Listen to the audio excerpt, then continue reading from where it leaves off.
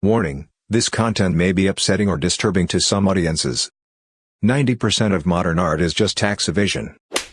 12 Unpopular Opinions of Reddit. Times should not make Greta Thunberg Person of the Year. When I saw the voting, Hong Kong protesters had 94% support to become the Person of the Year. Greta Thunberg had 4% approval. But someone in the magazine has decided that democracy isn't good enough and made a decision on his own. It is not a personal attack, just some facts. She has an OCD, that is why all her attention is aimed on climate change. It is literally her obsession, and this is a diagnosed mental disease. She have not purposed a single decision to make the world better and gets 100 times more attention than the 16-year-old guy who made a water purification invention, which can save a lot of lives in Africa. All things what she is doing is blaming others. Isn't this a perfect example for the hate speech? In the same time, she is a hypocritical person. Crossing the ocean by boat, but 2 crew people need to fly by plane. I am not even talking about an attempt to deny and blame the technological evolution. She just literally tripled the CO2 plane emissions, instead of just taking a flight to New York. In her home she has a chair from natural leather which costs $7,000, and another one for $6,000. And yes, her childhood is stolen. Finally, she said that ecoactivism does not work, but who cares, she is a star now. Modern ecoactivists remind me on some religious nutjobs or whatever fanatics, who are using the purest words to cover their real intentions. That's another story. Now we should critically think about people who support Greta Thunberg and admit that she doesn't deserve to be Person of the Year. Axl Rose's voice is terrible, like nails on a chalkboard. I was bewildered back in Guns N' Roses' prime that people liked Axl's singing. He sounded like if Ben Shapiro was a singer. People around me really dug his voice, like what the hell?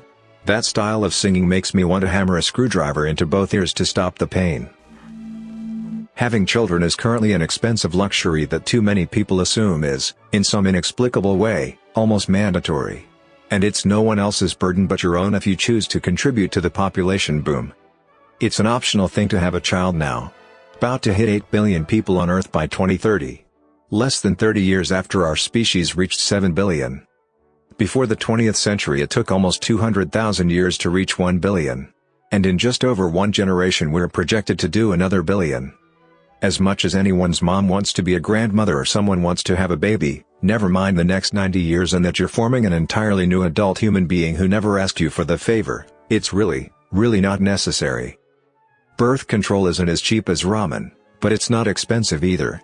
In most communities Planned Parenthood is an option that means it's usually even free. Most, as in 99% of people in developed nations, have complete control over when a sexual encounter will produce an offspring. If you're going to make the choice to have a child, even if it's a child conceived by accident, whoops, forgot how human biology works or couldn't not have unprotected sex or even faulty condom, it's 99% of the time a choice. On the occasion it isn't a choice, that for some reason the choice was taken away, that's tragic for the mother and the child. But that's a very small percentage of cases. What's usually envisioned as accidental pregnancy is really just someone who made a thoughtless personal choice. Most conceptions by accident are entirely preventable with even the most remote personal responsibility. For the most part, under normal conditions, no one else is ever obligated to be generous of their time, nerves, or money for the sake of the brand new person you decided to contribute to the world that no one asked you for. It's your burden to bear. Happens, I get it. But really planning correctly and being responsible means no one ever has to deal with your personal choices who didn't ask to be a part of it. If someone is kind enough to help you with your situation, great. But it's never anyone's obligation. Birth control should be considered as much of a human necessity as water. If nothing else, fewer human lives is a huge help toward repairing the environment. Germany is bullied too much for World War II. First of all, yes, I am German, but I'm not trying to talk myself out of anyone's fault. And while we are at it, whose fault is it anyways? People now have nothing at all to do with what our country did, and still Germans get uselessly bullied all over the internet and in normal life. Not only by others but by our own government as well. From the first time we hear about the National Socialism that's been here, even our schools make us a modern offender. We get told how we're the bad forever and we'll have to carry that around with us. Either that or it gets awkwardly ignored by schools. How this shouldn't happen again, I can agree, but for God's sake, stop with the finger pointing at students born even after 2000. Or should we still feel bad and tell the world we are sorry year for year? Right now we are one if not the most important economic power in Europe with so much potential, but the government has to waste billions of euros every year to pay reparations. Using this money to help our country not turn into a hole apparently is too much to ask. Broken roads, unreliable public transport and a broken school system, all without funds, it is ruining us.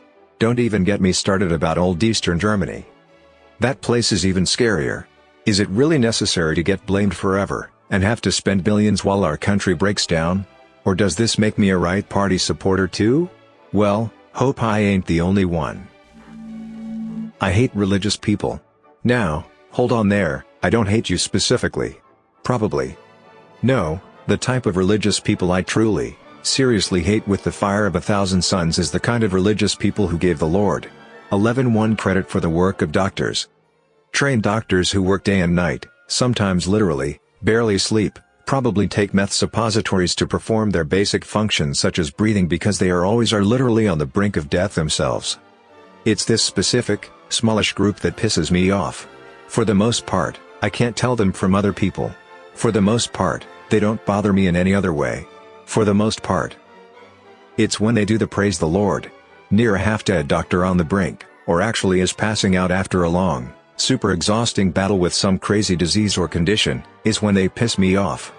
First I will talk about a news story, the reasons for this post, and then I will present my own story. One of the many. This girl in the story was brain dead. Her brain literally died. How is beyond my understanding because I don't quite understand how brains function. All I know about brains is that they're electrified meatloaves and that they use this electricity that is provided by who knows what to make a sophisticated network of meat strings commonly known as muscles to do things. Through electricity generated elsewhere. We're living, breathing, generators that use things like bread and pastrami to create electricity. So, back to the story, this girl here went brain dead. The doctors took this girl, lost their last drops of stabilizing her, put her on sophisticated machinery to keep her alive, albeit vegetative, throwing God the middle fingers, pulling her away from the Grim Reaper's grubby fingers, and get no credit. Absolutely none. Praised be the Lord. What about some respect for the doctors? Are they going to tell the doctors to go F themselves because of the Lord? Did the Lords do anything beyond sitting there and watching? Where'd the bastard go anyway? I mean, if you look at the Bible, he was all over the place back then, throwing animals and turning rivers to blood. Now my own tale. I got low on sodium because pills. I'm epileptic, and that requires pills to treat the symptoms. There's no cure, just treating symptoms. Well, one of the pills, as it turns out, eats sodium like a mofo. I got down to 127 milligrams. 125 milligrams and below is death zone. A small bag of Lay's has 130 milligrams of sodium. Sure, not as impressive as brain death. Again, the medical team ripped themselves new buttholes, although considerably less new buttholes than the team working on this girl, stabilizing me. Sure, nobody went praise the Lord around my bed. Still though, near-death experience. It was surprisingly pleasant, too.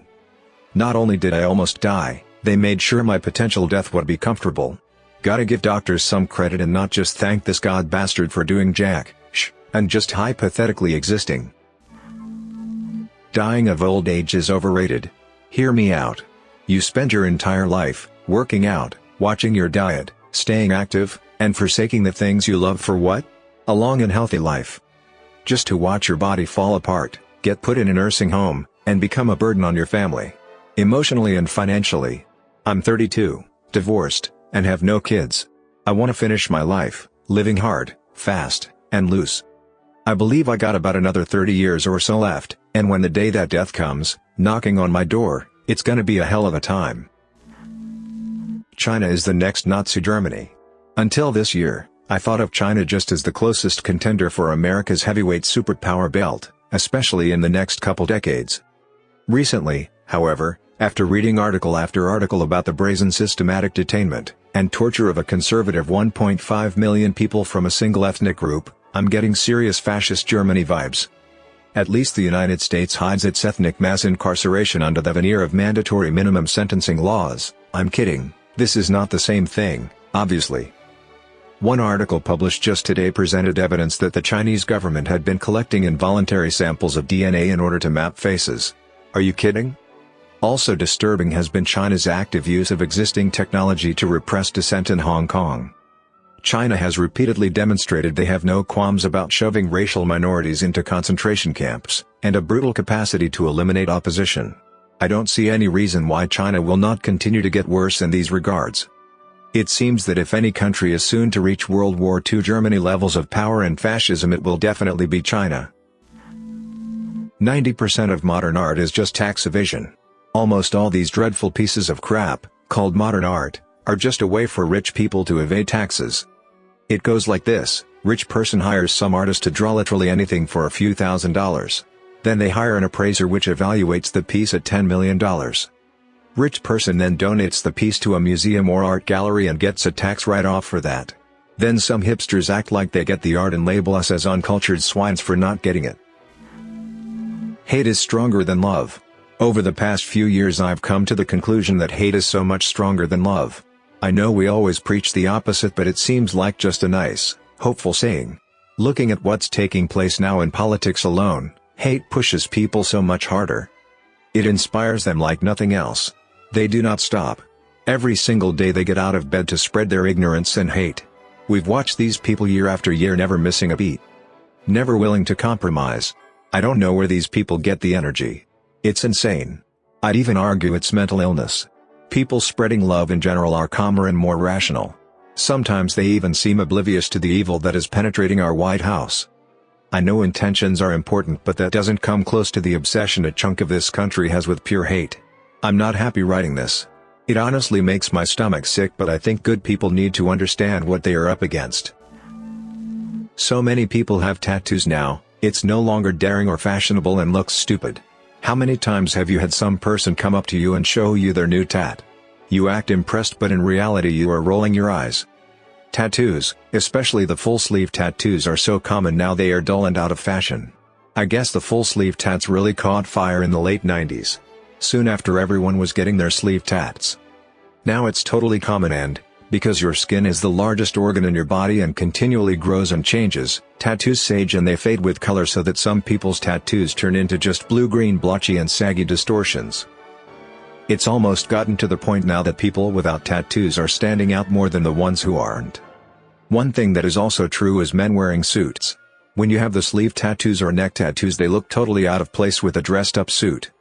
I guess people still think that looking like a meth head from a trailer park is edgy and cool looking. Just like the idiots out there who still smoke cigarettes. Heaven is overrated. I really wonder if religious people thought about what heaven is actually like. I know heaven doesn't exist, but according to these religions, heaven is such an amazing place where you will always be happy. God takes away your emotions, so you won't be able to feel anything but joy. You won't even be able to have a single negative thought in your head. What's so special about that? What's so fun about being in a place like that? You aren't even a human anymore. You're pretty much like an NPC character from a video game. No brain to think, no emotions, feelings, nothing. Heaven is said to be a fun place, but even if it wasn't, it wouldn't make any difference. In the end, God is erasing any feelings and thoughts of negativity from your head. It's the equivalent of God sending someone to hell, but actually making them enjoy it. Also, you still have to pray to God while being in heaven, which is total BS. Heaven is a shithole. Now of course it doesn't exist at all, but based on what I've read about heaven, it is a complete shithole. Vegan pet food is straight up animal abuse. If you are so pretentious to your veganism as to place your freaking dog, and especially cats, on a vegan diet, you should absolutely be charged with animal abuse. Carnivorous, like dogs and cats, cannot get necessary nutrients from a plant matter-based diet. Dogs fare slightly better in this case, as their digestive systems have adapted to better suit a life of rooting around in human garbage. However, cats on the other hand do not have the necessary digestive power to process plant fiber, and deliberately placing your cat on a vegan pet food will, in a best-case scenario, make it sick, worst case, kill it. Before I get a massive horde of angry vegans shrieking at me, tell me this: would you ever put your pooch or kitty on a vegan diet? No? I didn't think so. Thanks for listening to Radio TTS. Hit the subscribe button and activate the notification bell for more controversial videos. Click the right box for the Unpopular Opinions playlist. And let us know the opinions you disagree with in the comments below.